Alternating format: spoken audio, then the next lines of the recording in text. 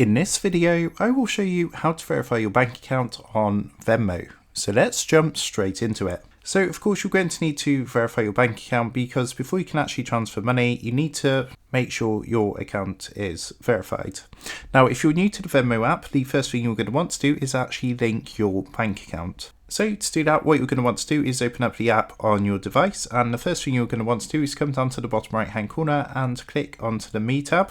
And then from this screen, you want to come up to the top left hand corner and click onto Wallet. Now, to go ahead and link your bank account first, you just want to go ahead and press the plus button which says to add a bank or card. So once you press onto that, what's going to happen, you're going to get a screen like this. Now, what happens with Venmo is they use a third-party verification firm called Plate. What this does, it basically connects your financial accounts and allows them to share data with other companies, apps and services. If you are having trouble with Venmo's instant verification, what you can do is try to verify your bank manually by selecting the option underneath. And if you're still having problems, I would recommend checking with your bank about Plate and see if they do work with the platform.